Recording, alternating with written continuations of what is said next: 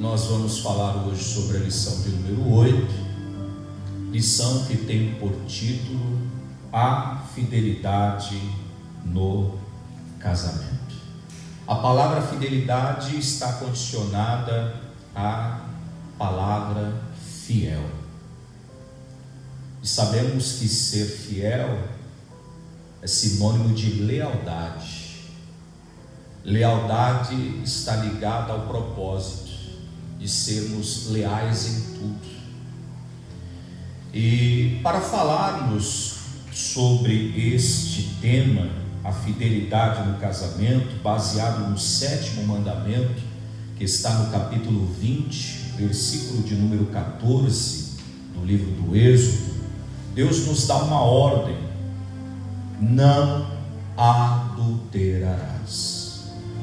Mas para falarmos do adultério, precisamos primeiro entender o que é o casamento. Qual é o propósito do casamento? O casamento, quando você procura no dicionário, falando das leis humanas, casamento é a união voluntária de um homem e uma mulher nas condições sancionadas pelo direito, de modo que se estabeleça uma família legítima. Mas o que é o casamento baseado nas Escrituras? Quando Deus, no livro do Gênesis, fez a sua obra, a obra da criação, está escrito que Deus olhou para o homem e o homem não havia ninguém para ele. Deus havia feito os animais, para cada animal havia o seu par, macho e fêmea, mas o homem estava só. Então Deus deu um sono profundo no homem, como nós conhecemos, arrancou de uma das suas costelas e desta costela ele fez a mulher, e a mulher se uniu com o homem. Deus fez o primeiro casamento. E Deus disse: não é bom que o homem esteja só. Deus disse: far-lhe-ei uma adjutora, para que esteja com o homem. Por isso que é desse texto que entendemos o que Paulo vai falar lá na frente, quando ele escreve aos Efésios, aos crentes que estão lá, falando da situação de cada cônjuge. E quando ele fala que a mulher ela tem que ser submissa, é para que a mulher ela possa ajudar o homem nessa missão que eles, a partir de agora, casados, vão assumir.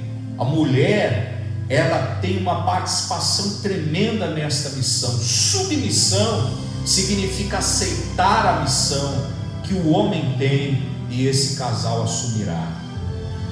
Então, entendendo o que é o casamento, é a união entre um homem e uma mulher, e dali se constitui uma família, porque os filhos serão gerados. E como é bom ver filhos sendo gerados numa casa onde o pai e a mãe se amam.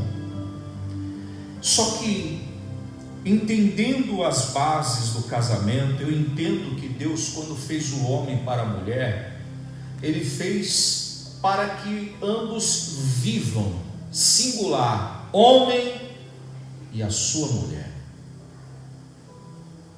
Mas o diabo, o responsável por tantas coisas ruins na família, e por conta da dureza do coração do homem, o homem sem Deus, ele é um homem de coração frio, duro.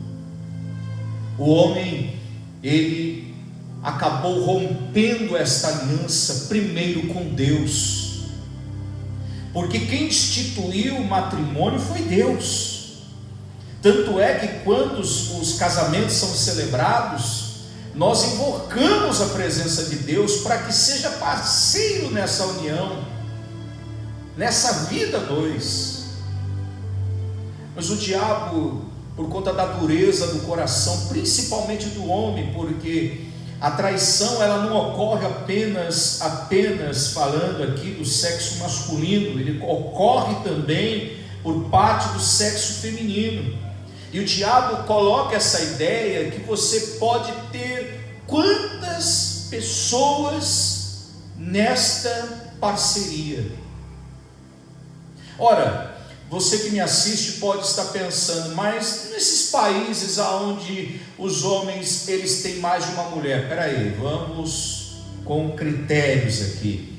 Existem países que permitem o homem ter mais de um casamento, é diferente, não é ter uma aventura, é ter um relacionamento sério, que não é o caso do nosso país. As leis do nosso país vigente não permite que você contrair um segundo ou um terceiro casamento se você não encerrar o primeiro e o segundo. Mas esses países que permitem isso são pessoas que não conhecem o verdadeiro plano de Deus para o homem e a sua mulher.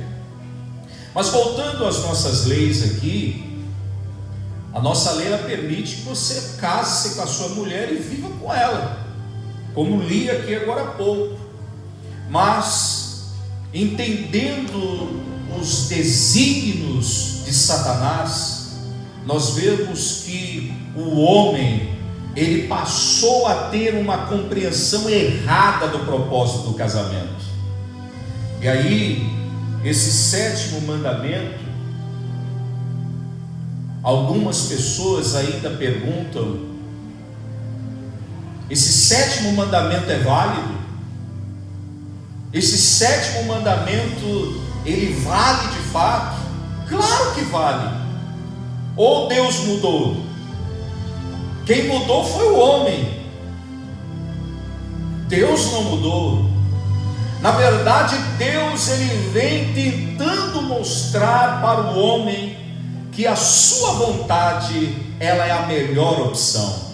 E eu não estou aqui entrando nem quero entrar em casos isolados.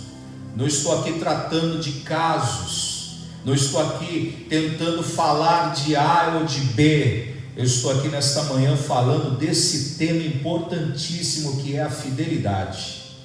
Mas para entendermos o que é fidelidade, precisamos entender o que é a traição.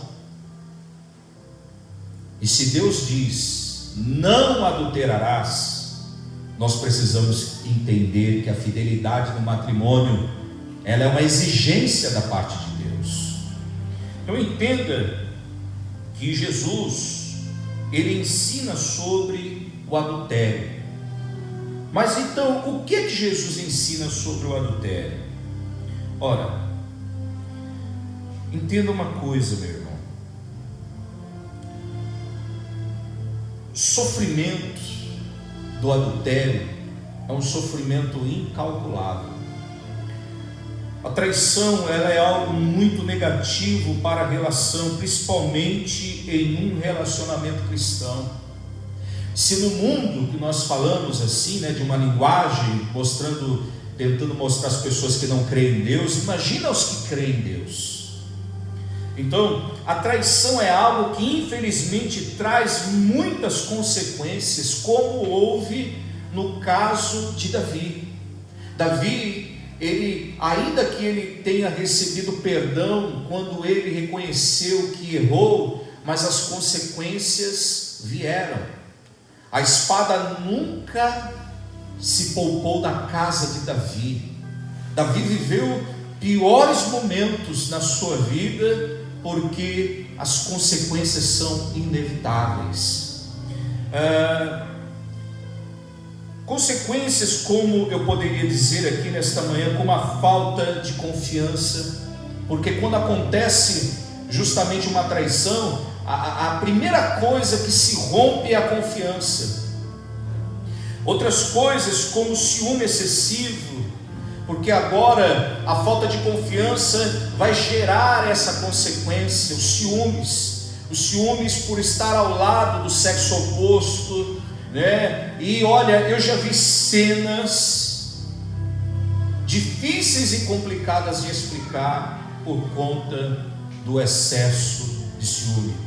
E o ciúme leva a brigas, a desentendimento, agressão verbal, agressão física, que acredito que é a última consequência da briga, ou entre outras que eu poderia falar e mencionar.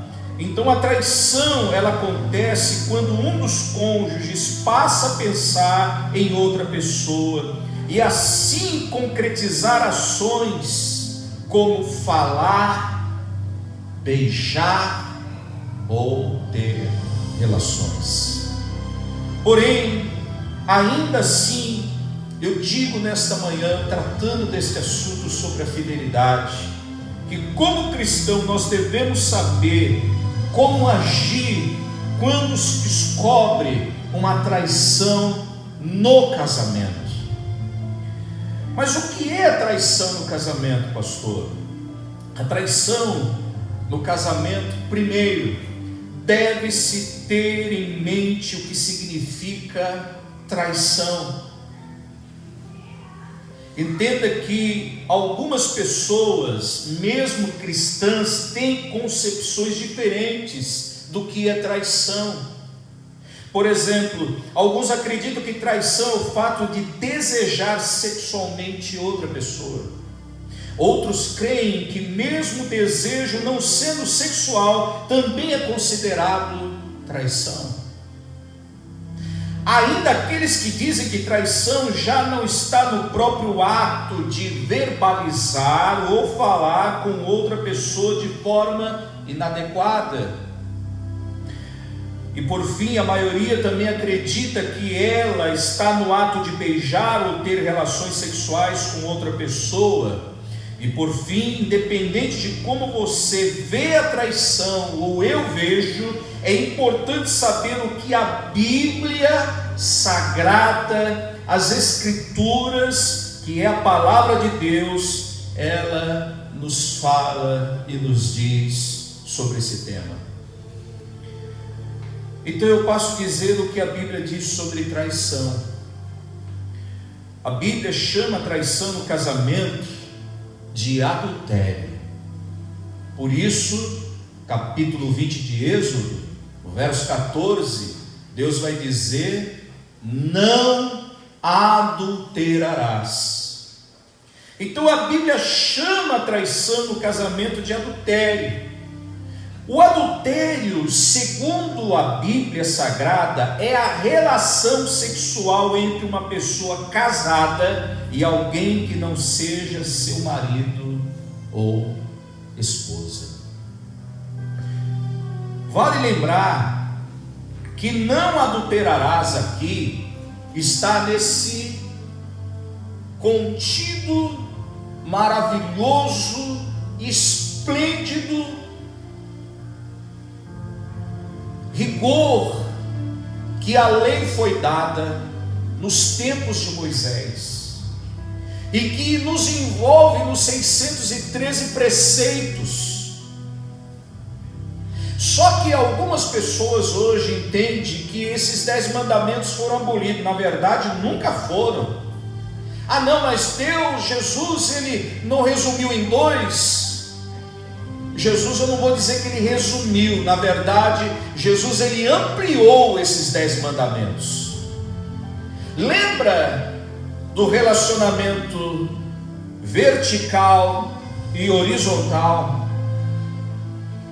Eu só posso entender que nesse relacionamento que eu tenho com Deus, eu só posso ser fiel a Deus se eu também for fiel no horizontal aos que estão ao meu lado.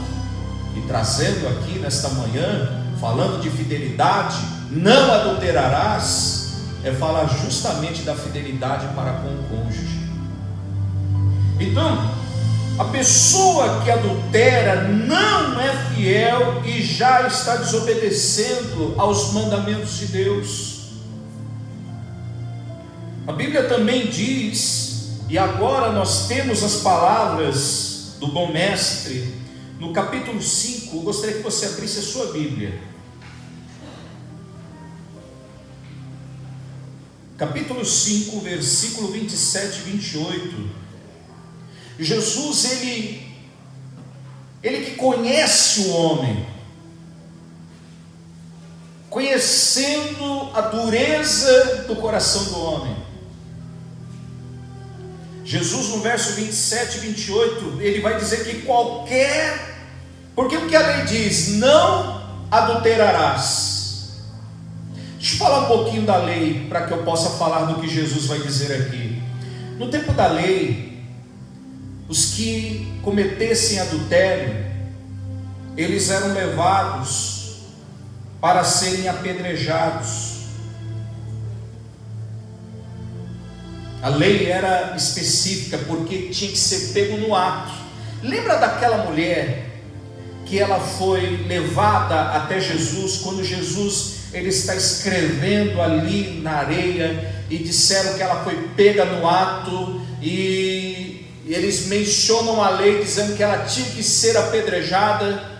Jesus ele vai olhar para dentro da dureza do coração do homem. Jesus não poderia abolir a lei, mas Jesus ele vai agora ampliar a lei. Jesus vai dizer assim: isso é muito forte, aquele que não comete pecado. De que pecado Jesus está tratando aqui? Do adultério. É importante falar, eu nunca vi algumas pessoas mencionar esse texto, falar daquela mulher adúltera, mas não menciona que pecado que Jesus está mencionando. É o adultério. Atire a primeira pedra. Todos já haviam adulterado. Eu amo a palavra, porque ela explica o que eu preciso fazer. Lembra do ato? Todo mundo larga a pedra. Está pensando que era uma pedrinha assim? Era a pedra que tinha que ser segurada, segundo os estudiosos, com duas mãos. Era a pedra para matar. E quando aquela mulher se vê ali sozinha com o mestre, ela olha, Jesus olha para ela e diz assim: mulheres, aonde estão os teus acusadores? Foram embora? Jesus é aquele que tem para nós a segunda oportunidade. Veja que naquele ato, o Senhor ele está olhando para o coração. E como Jesus amplia agora a lei, olha o que diz o verso 27 e 28. Jesus ele vai ampliar a lei, Jesus vai dizer assim: aquele que olhar para uma mulher e desejá-la, agora não é mais somente o ato, agora só o fato da pessoa olhar e desejar, Jesus está dizendo que ela já cometeu o ato, já pecou, já adulterou. Mas Jesus vai dizer algo aqui muito forte. Jesus vai lembrar daquilo que ocorreu no Éden. Porque lá no Éden, a mulher ela desejou comer do fruto proibido. Saiba nesta manhã que Deus está falando conosco. É muito sério o que desejamos no coração. Eu vou falar isso aqui um pouquinho mais lá na frente, sobre a cobiça. Segundo a lei, conforme está escrito em Levítico capítulo 20, verso 10, se um homem cometer adultério tanto com uma mulher adúltera, deveriam ambos ser executados. Em Levítico capítulo 20, versículo de número 10, eu não dei a citação, estou dando agora aos irmãos. Então, a Bíblia diz sobre a traição. No Antigo Testamento dizia que você tinha que ser pego em flagrante, porque se não houvesse flagrante, não havia adultério. Então a mente deles passava: não, ninguém me pegou, ninguém viu, mas quem é que está vendo tudo e todas as coisas? E ninguém escapa do olhar.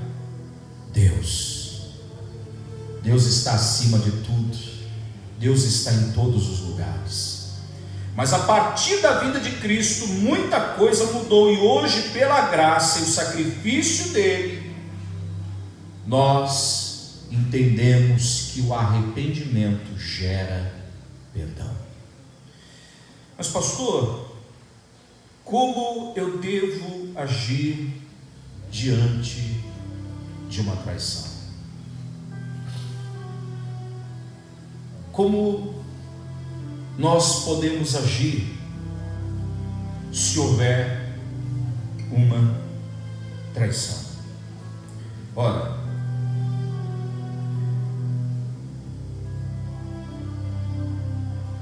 primeiro que isso vai causar um desconforto muito grande, porque a falta de lealdade é como se fosse um golpe, e justamente esse golpe não acontece, falando de uma maneira geral, de lealdade geral, nunca acontece por pessoas que já se proclamam seus inimigos.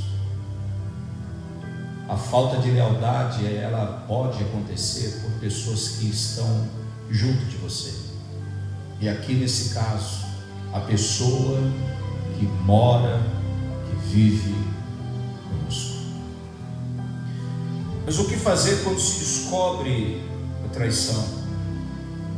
O que eu devo fazer? Como eu devo me comportar? E alguns já pegam a palavra. Claro que tem que se apegar à palavra. Só que se você descobrir uma traição no casamento, saiba que a culpa, ela não é sua. Eu vou repetir isso. Se você que me assiste, você descobriu que você foi traído pelo seu cônjuge, saiba que a culpa, ela não é sua. Porque embora o cônjuge traído tenha dado, tenha aberto oportunidades, como por exemplo, vou trazer alguns exemplos. Uma mulher que não cuida do seu marido como deveria cuidar, isso não é motivo para a traição acontecer. Uma mulher que não cuida do marido, e eu poderia falar de vários exemplos aqui de cuidados, ou trazendo aqui, falando do outro cônjuge, uma mulher que talvez ela não seja amada pelo marido, ela não receba, não seja recíproco o que ela dá para o marido. Isso não dá direito para que ela venha cometer traição.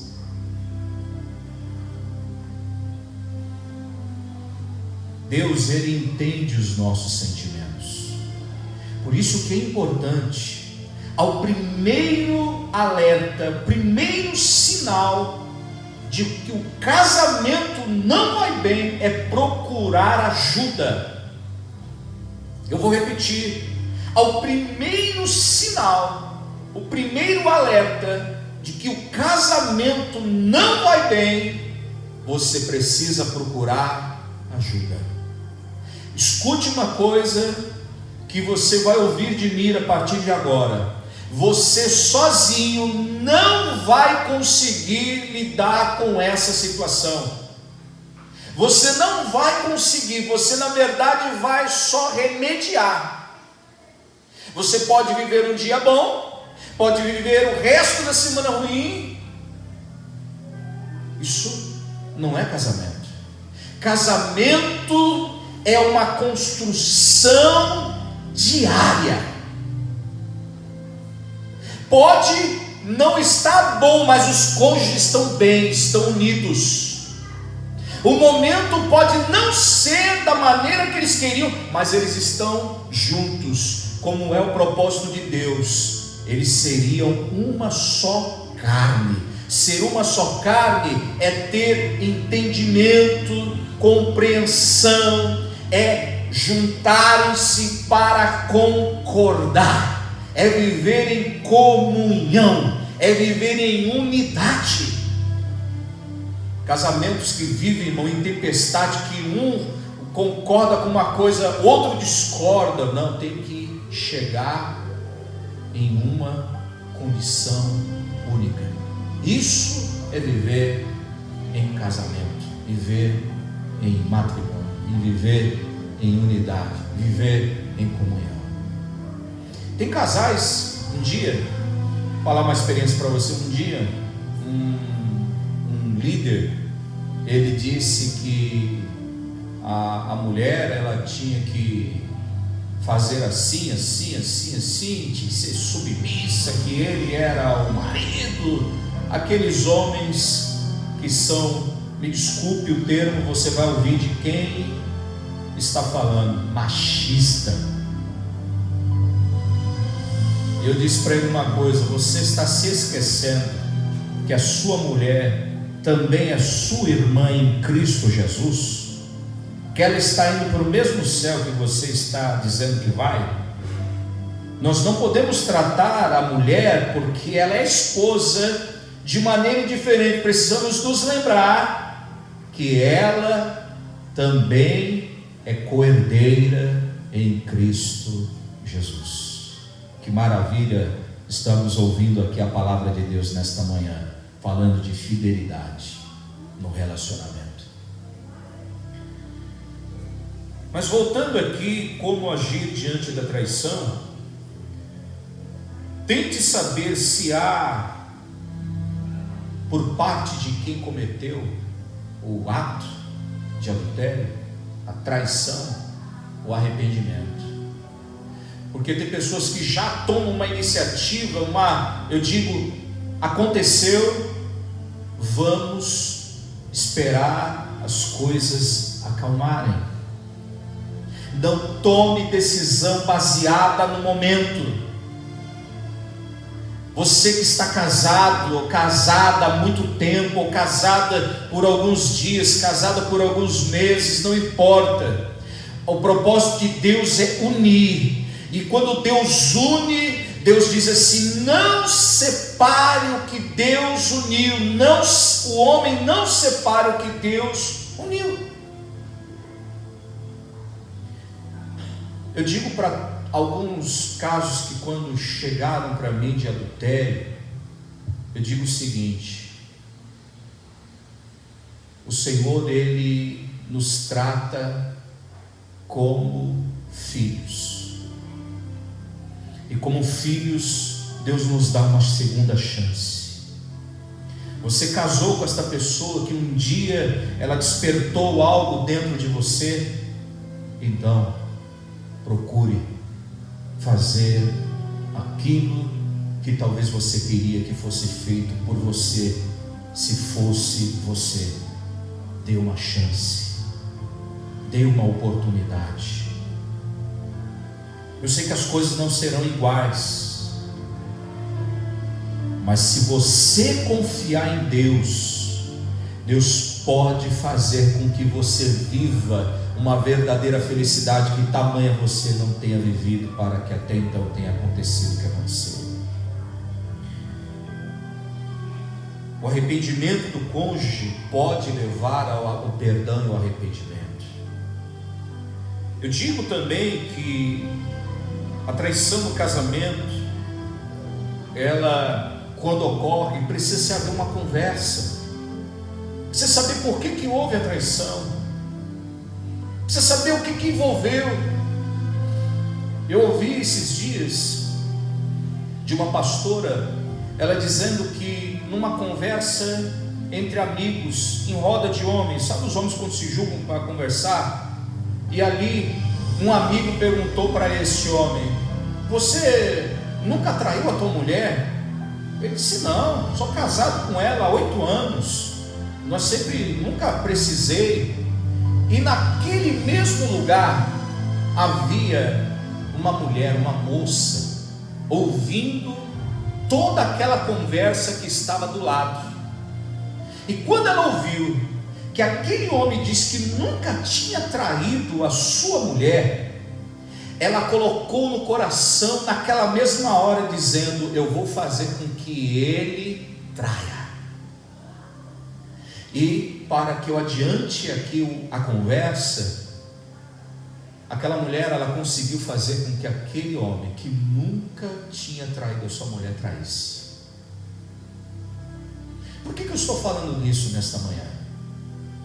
Porque existem casos que não foi voluntário, não foi a pessoa que pediu, não foi a pessoa que procurou, foi uma brecha que se abriu e o inimigo propriamente entrou e achou uma oportunidade.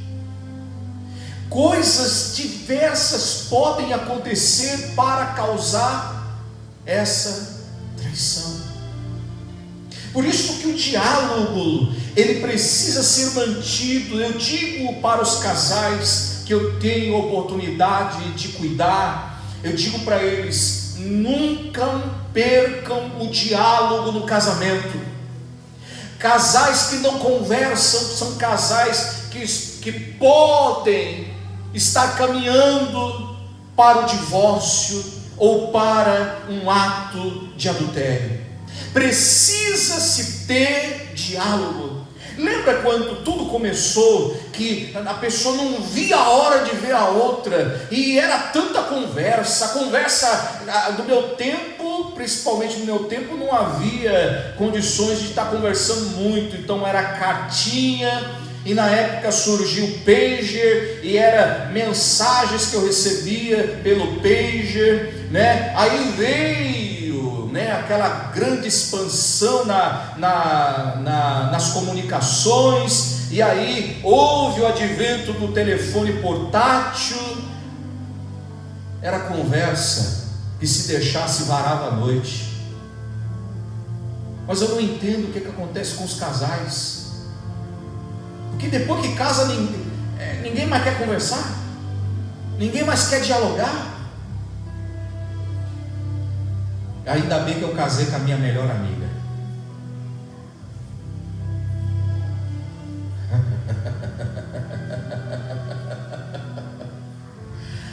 Porque a gente pode ainda conversar.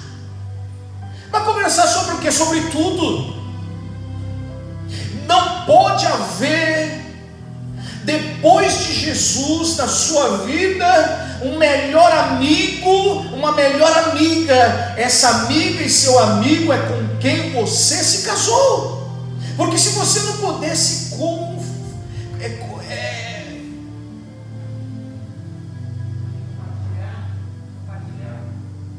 eu não sei o que você chama,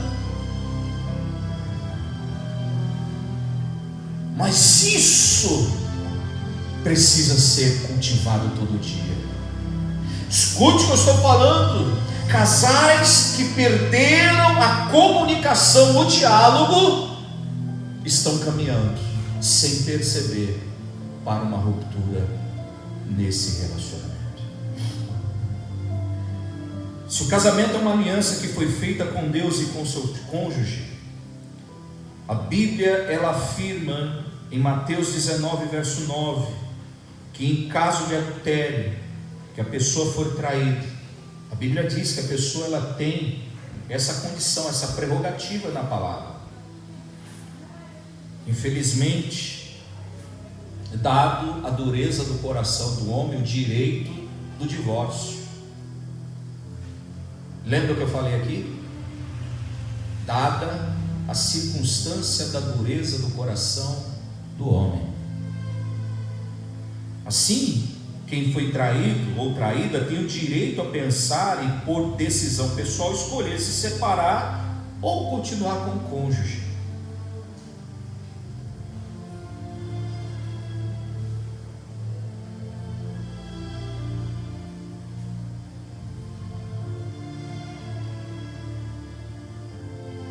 Nós não recebemos o perdão de Jesus. A Bíblia diz, se eu fosse falar sobre perdão aqui nesta manhã, nós passaríamos o dia todo. O perdão é justamente aquilo que está aqui.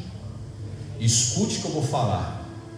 Nós não estamos preparados para perdoar, nem prontos para perdoar. Porque quando precisamos perdoar, nós vamos entender que nunca estávamos preparados para isso.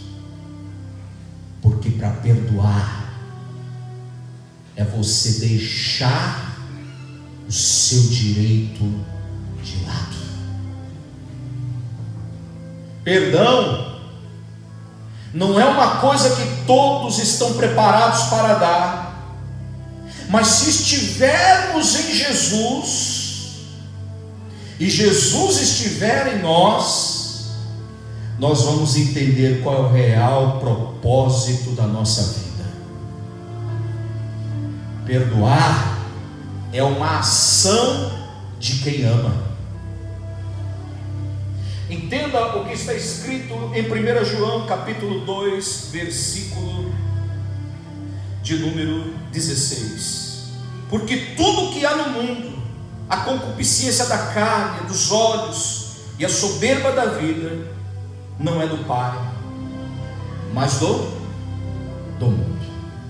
Escute o que eu vou falar nesta manhã para você. Existe o desejo normal, e existe o desejo que eu digo que é anormal, que é justamente aquele que é afetado pelo pecado. No slide aqui você vai entender o que eu estou querendo dizer. Esse desejo normal, falando desta instituição que é o casamento, no primeiro quadrante aqui, você vai perceber que em Gênesis capítulo 2, versículo 18 ao 25, você vai entender a razão do casamento. O que é o casamento? O que proporciona o casamento? Ora, o desejo do sexo, porque Deus, quando colocou em nós o sexo, não foi como alguns dizem que o diabo que colocou, e a pessoa ela tem um desejo sexual, ela acha que aquilo é o diabo. Não, o desejo sexual praticado fora do casamento não é uma coisa de Deus. É diferente. Mas o desejo, o sexo, foi Deus que colocou no homem e na mulher. Ponto. E essa satisfação ocorre no casamento. Ponto.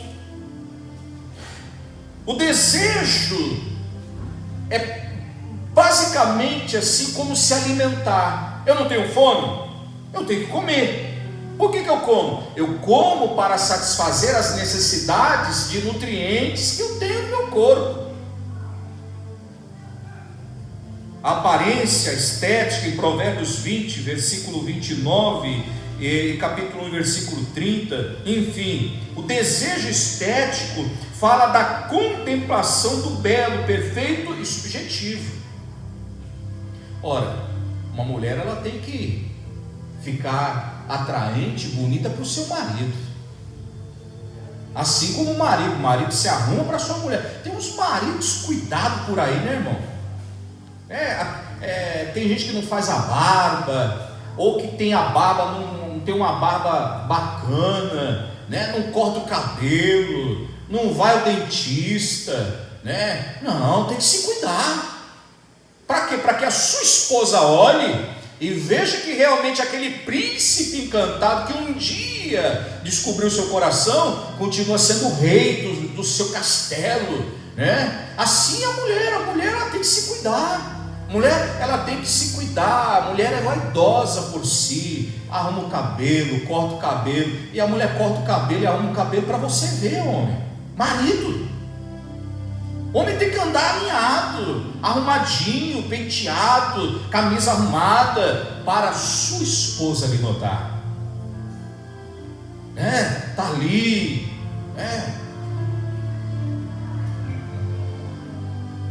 Parece que falar disso, a gente está falando de outra coisa. Não, mas nós estamos falando nesta manhã sobre fidelidade.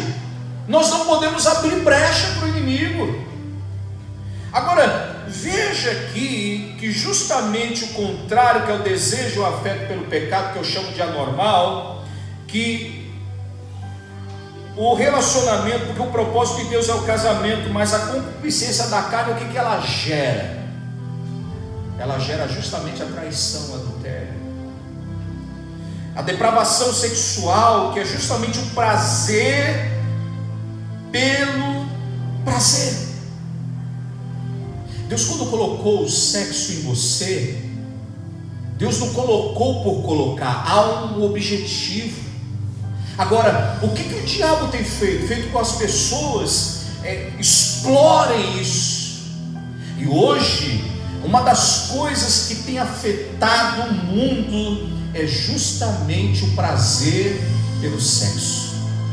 Tanto é que o apelo é grande. Você vê esse apelo nos meios de comunicação, nos outdoor, aonde você vai, você vê o apelo por isso. Uma das maiores armas que o inimigo tem usado nesse tempo é justamente o apelo pelo prazer. E é por isso que tem casas, pessoas se prostituindo, levando casais à queda. Se eu fosse falar disso nesta manhã,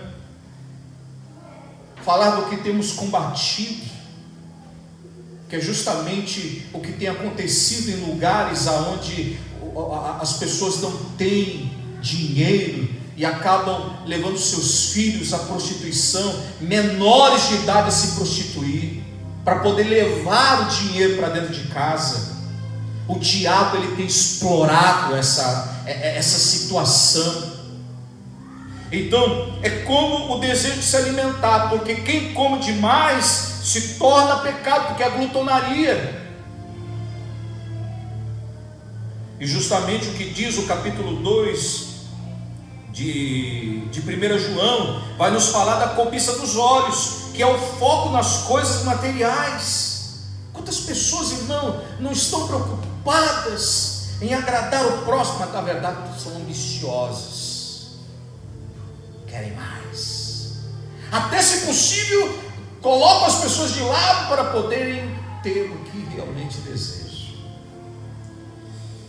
Mas entenda uma coisa que Tiago, capítulo de número 1, versos 14 e 15 diz: mas cada indivíduo tentado na parte A do verso 14, está aqui, sobre o seu próprio desejo. Lembra que eu falei sobre cobiça? Eu ia explicar um pouco sobre o que as pessoas olham. Veja que Tiago vai dizer na parte B que, sendo traído para uma rede, ele é seduzido por uma isca.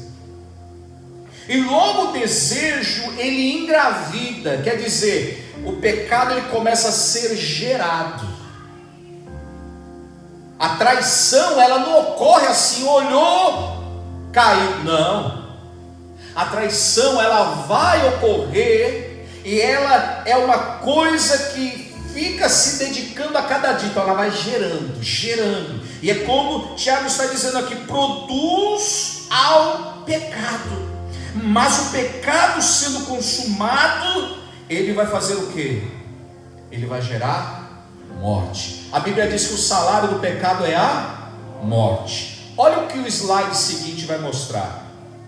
Olha aqui o estágio da tentação. Primeiro nível desse estado, a cobiça dos olhos. Lembra que eu falei? O que Jesus vai dizer? Tudo começa pelo que se vê. Por isso que a janela da nossa casa, da nossa alma, são os olhos. Nós precisamos entender o que é que precisamos colocar aqui dentro. Se os meus olhos forem impuros, tudo será impuro aqui dentro. Segundo estágio da tentação é a cobiça. A pessoa olhou, desejou. É por isso, irmã, eu vou dar um conselho para você, irmã. Se uma mulher passar nua na frente do seu marido, não faça como eu já vi algumas mulheres, tapar o olho. Não tem como esconder. Ninguém escapa do primeiro olhar. Ninguém escapa, porque está ali diante, olhou. Agora, o problema, irmão, marido, não é no que a gente vê, porque está ali diante da gente, está andando, viu? O problema é você fazer isso aqui, ó. Olhou, gostou e volta a olhar. Segundo nível do estágio da tentação. E o homem, eu vou falar agora da biologia do comportamento do marido e da mulher, que são totalmente diferentes, são opostos. O homem, ele tem, pela sua própria natureza, esse fator. Ele olha, olhou, ele para. A mulher não. A mulher, ela é discreta. Ela olha e tira o olhar. Mas o olhar da mulher, ela já completou tudo, contemplou tudo. O homem não. O homem, ele olha e ele fica admirando, admirando, admirando. Tem uns que até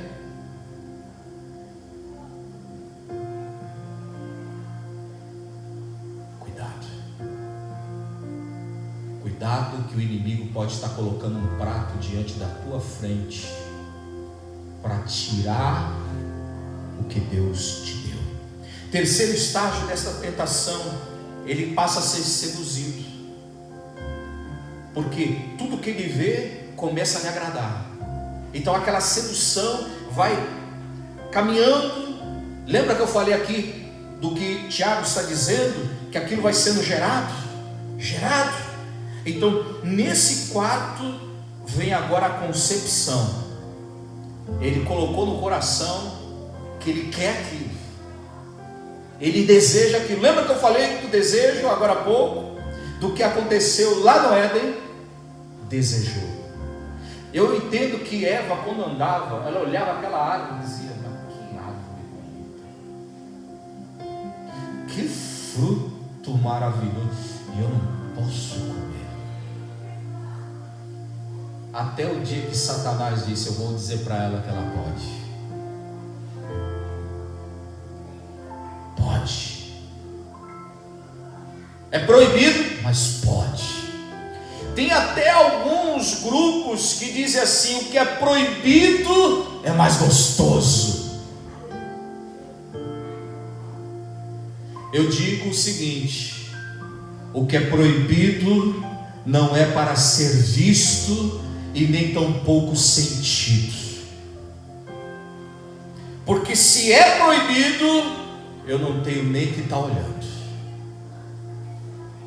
Quinto estágio, aquilo começa a ser gerado, até que esse último estágio, que você talvez esteja lendo e pode não estar entendendo, a morte é porque foi concebido, foi consentido e foi realizado, e gerou morte. A pessoa morre espiritualmente.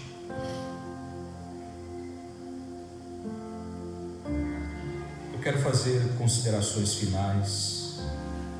Eu poderia falar de tanta coisa nesta manhã, mas eu quero apenas manter o foco aqui na fidelidade. Pastor, o senhor disse agora há pouco sobre Mateus capítulo 19, verso 19, que a traição me permite me divorciar. Pastor, o senhor me aconselha a me divorciar? O divórcio é a melhor opção?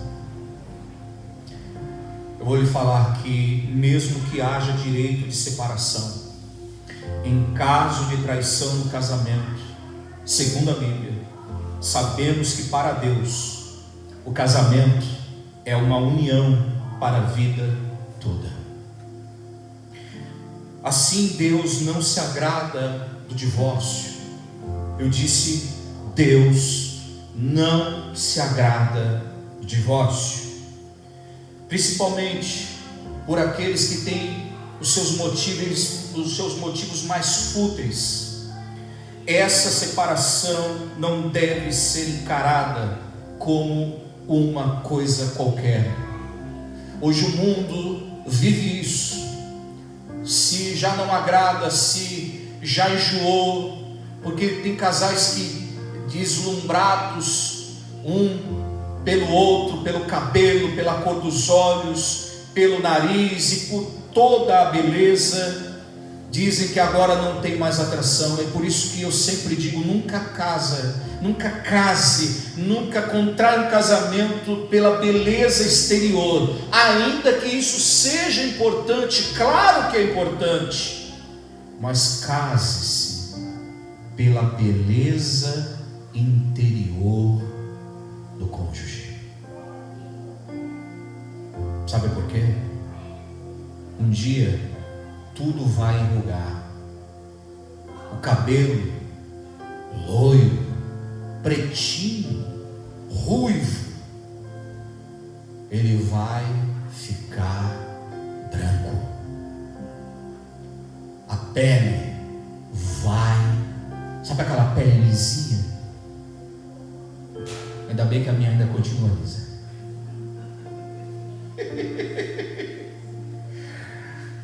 A da minha mulher também.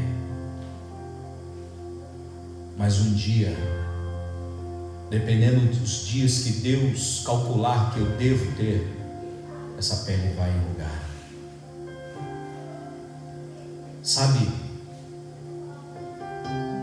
aquele prazer que tínhamos vai diminuir. E se a atração era justamente a interior, esse casamento ele vai se solidificar cada dia mais. Agora, se a união foi pela beleza exterior, esses cônjuges vão ter problema. Por isso, lembre-se da importância do casamento. Caso haja ou houve arrependimento, e não é um arrependimento qualquer, tem que ser verdadeiro. E eu digo para quem me ouve, arrependimento verdadeiro não se prova com palavras, se prova com atitudes, e elas são notórias, dia após dia. Que conselho de Deus nesta manhã para os casais. Lembre-se, todos têm direito a uma segunda chance. Todos. Eu encerro falando sobre justamente essa conclusão desses conselhos finais. Independente da sua decisão, lembre-se que o perdão é importante. Perdoe. Perdoe. Perdoe. Infelizmente, as pessoas que guardam rancor, mágoa, que às vezes dizem assim, como eu já ouvi de uma irmã traída: eu não vou me separar, pastor. Não vou por conta dos meus filhos. Meus filhos vão sofrer muito. Meu filho é muito apegado a ele. Mas eu não vou perdoar, pastor. Isso é imperdoável. E essa irmã lutou muitos anos com isso. Só no dia que ela perdoou, que ela pôde provar de um casamento regado pelo Espírito Santo de Deus na vida dela e do seu marido. O rancor, a mágoa, infelizmente, só vão prejudicar cada dia mais quem precisa liberar perdão. No Evangelho de João, capítulo 8, versículo 4 ao versículo 11, nós vamos encontrar uma passagem onde Cristo encontra uma mulher que foi surpreendida por aquele ato de adultério. Querendo que a mulher fosse apedrejada, os fariseus e os mestres da lei levaram a mulher até Cristo e queriam que ela fosse apedrejada. Mas lembra o que eu disse agora há pouco? Jesus, ele olha o coração do homem.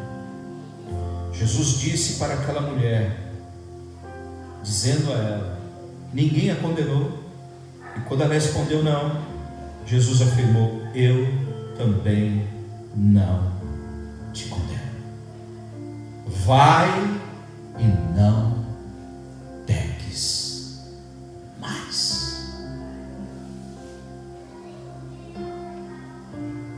perdão, ele resolve. Perdoe. Nesta manhã, Deus está dizendo: diga a esta pessoa, diga ao seu cônjuge que te traiu, não peques mais. Bendito seja o nome de Jesus. Não traia. Talvez você que esteja me ouvindo, me assistindo agora, esteja prestes a consumar uma coisa que está sendo gerada dentro de você. Talvez você me diga: eu tenho motivos. Eu tenho motivos. Ainda que você alegue todos os teus motivos, isso nunca será motivo para a traição e o adultério, porque Deus não deseja isso para você. Você pode estar com problema no seu casamento, problema com o seu cônjuge, você pode estar com vários problemas com os filhos, porque tem filhos que acabam também prejudicando o envolvimento, o relacionamento do cônjuge, porque quando um marido não sabe ser pai, uma esposa não sabe ser mãe, começa a afetar também o relacionamento. Eu trabalho com família há anos, e posso dizer para você que se você tem problema, você precisa buscar ajuda.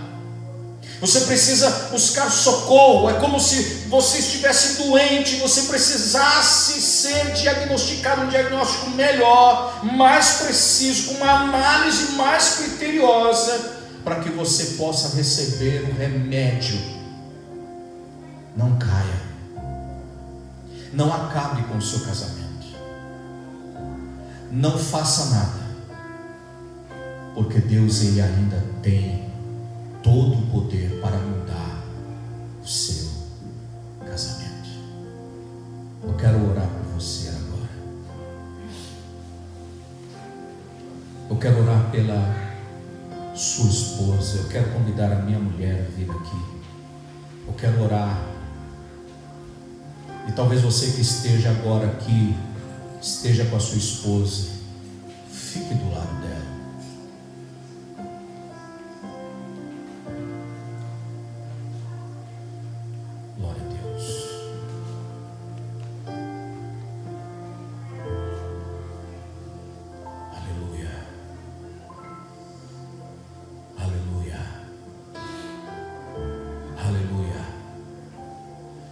Deus, nesta manhã, eu quero orar por famílias, eu quero orar pelos casais, eu quero pedir a favor de cada cônjuge, quero pedir, meu Deus, por aqueles que estão vivendo um momento difícil de turbulência no seu relacionamento. Eu quero orar por aqueles que não estão vivendo turbulência, não estão vivendo problemas. Mas eu quero orar, meu Deus, para pedir a tua preservação nesse relacionamento que está dando certo, mas que pode viver um problema no amanhã. Nenhum de nós estamos ausentes dos problemas que podem surgir sobre a nossa vida. Nenhum de nós está ausente dos problemas que podem ocasionar numa ruptura. Nenhum de nós está, meu Senhor, ausente de uma traição, de uma deslealdade.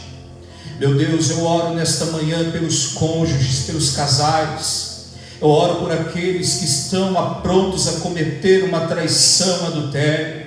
Eu oro por aqueles que estão pensando, meu Senhor, em divórcio, estão pensando em se separar, embora ainda não tenha cometido, não haja nenhuma traição, mas estão pensando, Senhor, em se divorciar porque estão com outros problemas. E nesta manhã, meu Deus, eu tomo autoridade no nome de Jesus Cristo para abençoar esta família, abençoar este casal, para abençoar a tua família, abençoar a tua casa, aonde quer que esteja o teu marido agora, aonde quer que esteja o seu esposo agora, aonde quer que esteja a sua esposa agora, pelo poder, no nome de Jesus Cristo, o que Deus uniu, não separe o homem. Eu repreendo este desejo do inimigo no seu coração, Senhor, que haja perdão, que haja ajuda, que haja o teu socorro neste momento na vida desta família.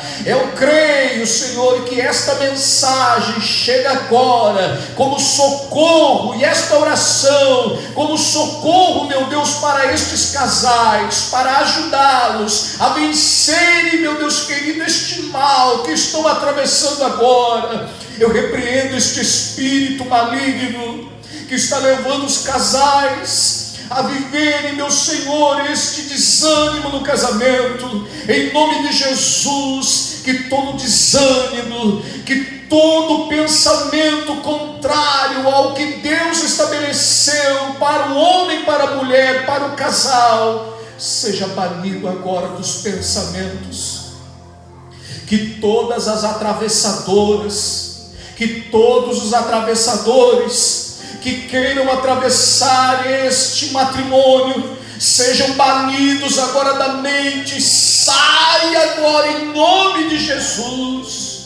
Senhor, ajuda este marido, ajuda esta esposa a tirar isso do coração, embora tenha entrado na sua mente e já está, meu Senhor, pronto a executar. Meu Deus, abre os olhos, mostra, meu Deus, que na verdade, quando um cônjuge se deita com uma outra pessoa que não é a sua mulher, ou que não é o seu marido, está se deitando com um cadáver, está se deitando, meu Deus, com a morte, porque o pecado, meu Senhor, gera morte. E eu sei, meu Deus, que o Senhor uniu o casal para que eles vivam, e vivam, meu Deus, uma vida intensa, uma vida maravilhosa, ainda que tenham problemas, mas o Senhor é a solução, porque o Senhor uniu, o Senhor foi convidado, o Senhor foi chamado para ajudar nesse relacionamento, nessa construção, dia após dia. Eu reitero o teu desejo para este casal, ó Deus. O que Deus uniu, não separará o homem, não separe o homem. Ó Senhor, eu peço nesta manhã, nesta escola bíblica dominical, a tua bênção a todos os casais. Receba a bênção de Deus na tua vida, receba a bênção de Deus no seu casamento, receba a bênção de Deus agora, em nome de Jesus, em nome de Jesus. Graças a Deus. Aleluia. O que Deus uniu, não separará o homem. Eu sou Paulo Pires, eu te aguardo na próxima escola.